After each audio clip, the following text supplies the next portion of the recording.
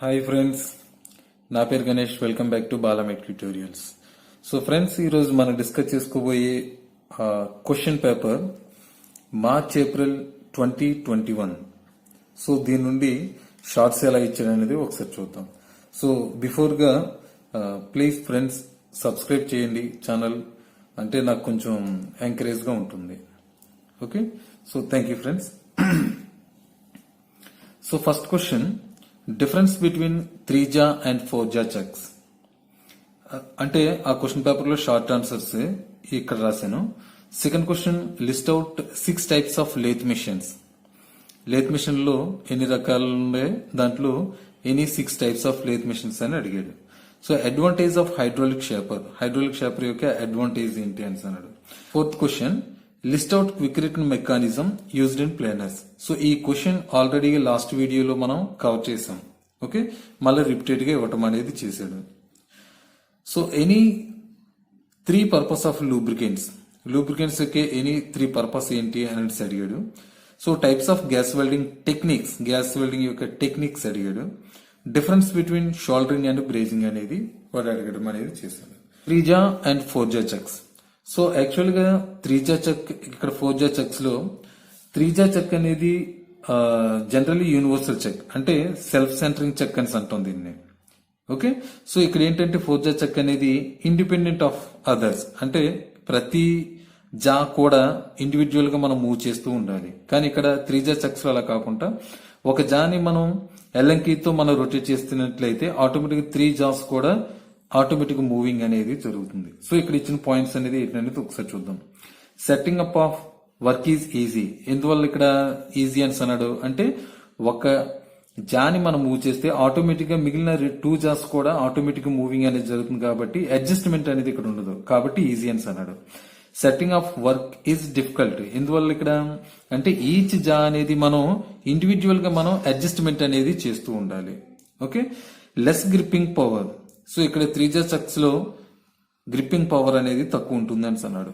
More gripping power 4జాస్ కి మనం, ఎందువల్లంటే ఇక్కడ మనం ఓన్లీ సర్క్యులర్ షేప్స్ మాత్రమే మాక్సిమం మనం ఇక్కడ హోల్డింగ్ అనేది చేయొచ్చు. ఇక్కడ ఎనీ జామెట్రికల్ షేప్ అనేది మనం హోల్డింగ్ అనేది మనం చేసుకోవచ్చు. ఇక్కడ heavier jobs cannot be turned, అంటే హెవియర్ జాబ్స్ అనేవి అంటే బల్క్, అంటే హెవియర్ మిషనరీ ఎలిమెంట్స్ అనేవి ఇక్కడ మనం మిషనింగ్ ప్రాసెస్ చేయడం అనేది, టర్నింగ్ ప్రాసెస్ అనేది చేయడం అనేది కాస్త డిఫికల్ట్ గా ఉంటుంది. కాబట్టి ఇక్కడ ఏంటంటే 4జా చెక్స్ లో ఈజీగా మనం గ్రిప్పింగ్ పర్పస్ అనేది ఎక్కువగా ఉంటుంది, కాబట్టి heavier jobs can be turned అన్నాడు.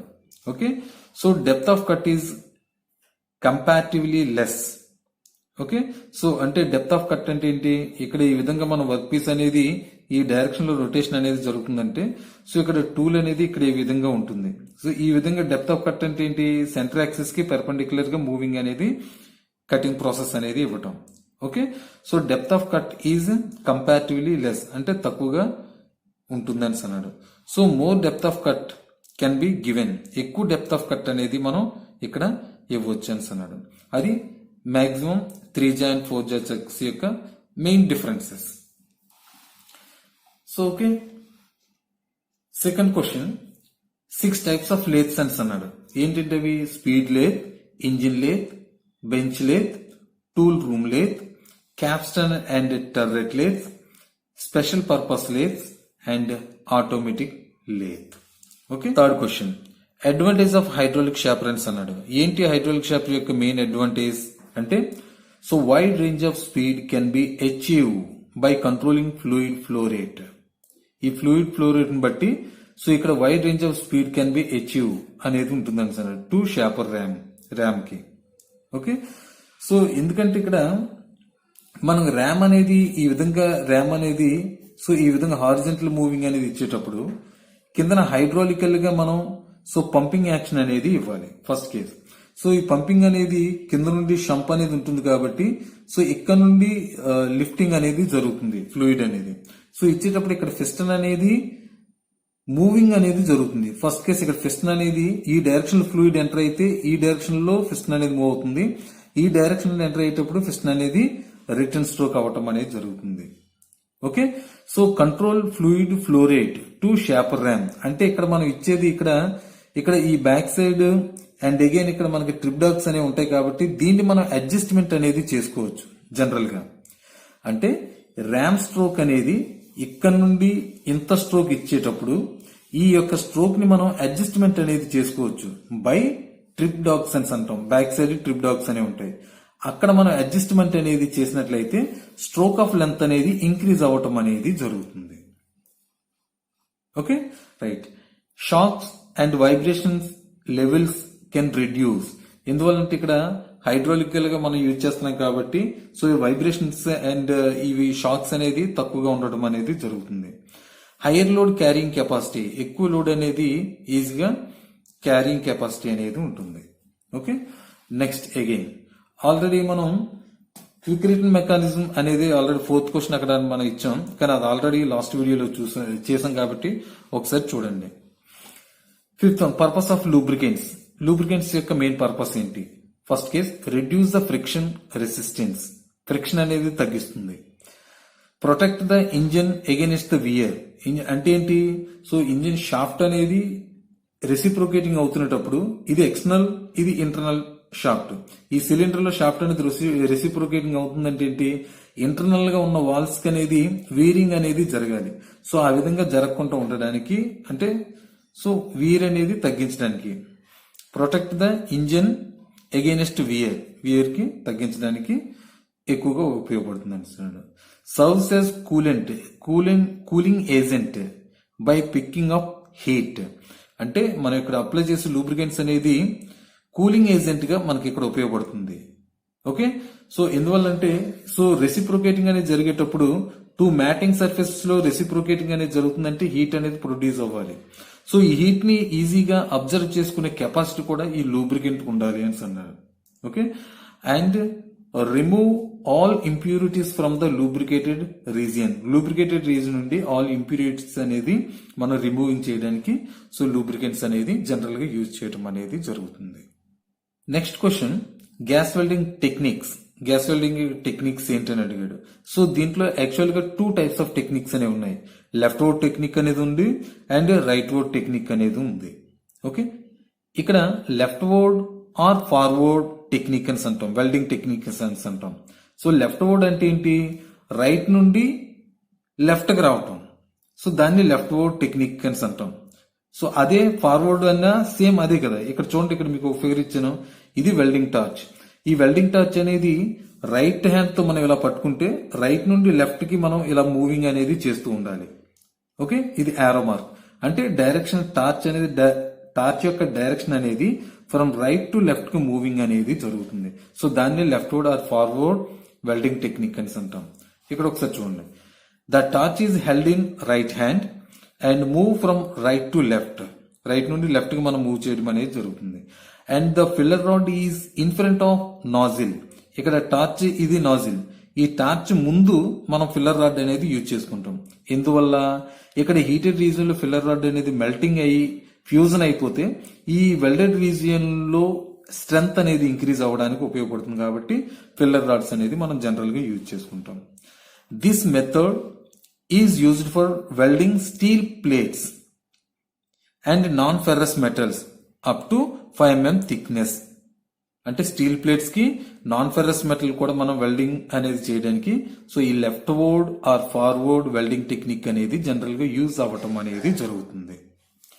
Second case right word or backward welding technique.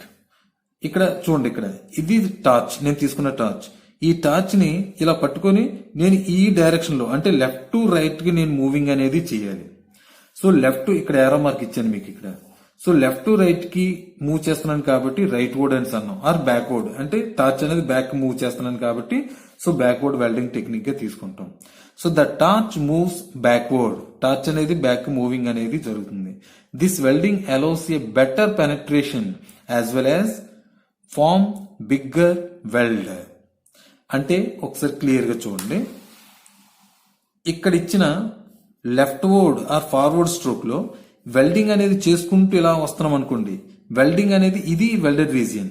ఈ డైరెక్షన్ లో వస్తున్నప్పుడు ఈ ఫిల్లర్ రాడ్ గాని లేదనుకుంటే ఈ యొక్క ఫోర్సెస్ కి ఈ వెల్డెడ్ ఏరియా అనేది పెనట్రేట్ అనేది జరగదు, అంటే జరుగుతుంది బట్ ఎక్కువగా పెనట్రేషన్ అనేది జరగదు. మాల్టైన్ గా కన్వర్ట్ అవుతుంది. సో ఒక ఫామ్ నుండి ఇంకో కన్వర్ట్ అవుతుంది కాబట్టి metal same metal base metals equal కాబట్టి సో ఆటామిక్ చేంజ్ ఆటమ్స్ అనేది ఈజీగా సేమ్ ఆటమ్స్ కాబట్టి ఈజీగా షిఫ్ట్ అవుట్ అవటం అనేది జరుగుతుంది. కానీ ఇక్కడ చూడండి, ఇది లెఫ్ట్ టు రైట్ మూవింగ్ అనేది చేస్తున్నాం, అంటే వెల్డింగ్ అనేది ఇక్కడ నుండి స్టార్ట్ చేసుకుంటూ బ్యాక్ మూవ్ అవుతున్నాం.